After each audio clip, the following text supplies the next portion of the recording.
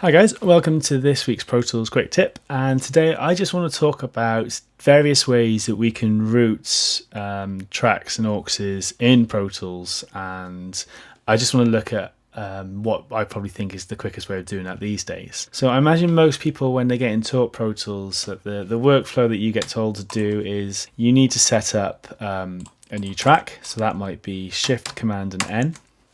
And then say I wanted to set up a stereo aux track, I can press Command right, and that'll change the track property from mono to stereo. If I press Command down, that'll change it to an aux track.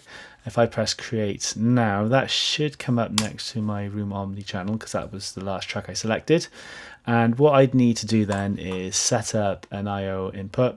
When you do this, if you notice anything that's yellow means there's something already assigned to that bus. So I just want to choose anything that's white.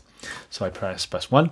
And then what I need to do is I'd need to route all these tracks, all the tracks that I want to that aux, by holding down Shift and Option in Mac and go to bus. Go bus 1 and 2, and I'm choosing bus 1 and 2 because that's the same option as what we have on that aux track.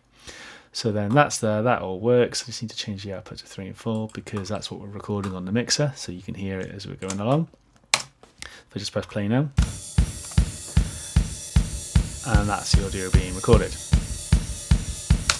So that successfully works. Now the problem I have with this is there's about 4 or 5 steps to that, and we can actually do this in a much quicker fashion. So if I just change the outputs back, and if we delete this track,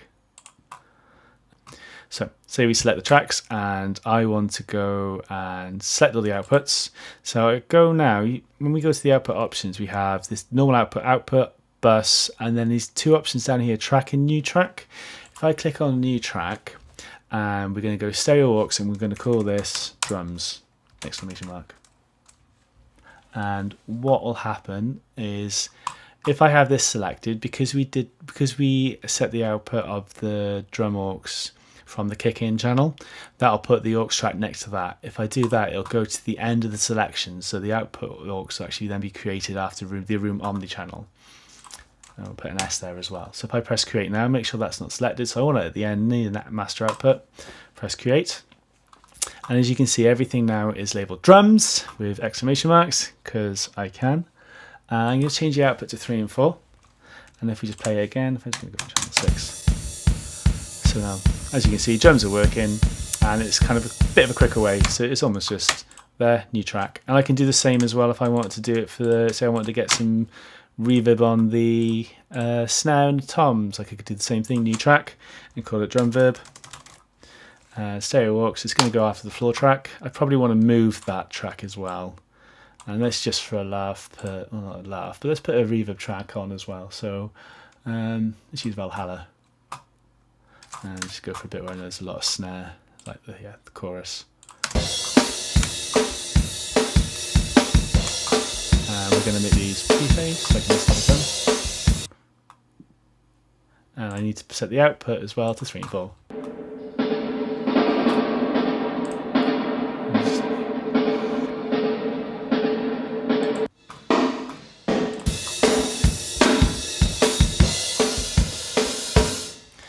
So that's an easy way of setting up the auxes.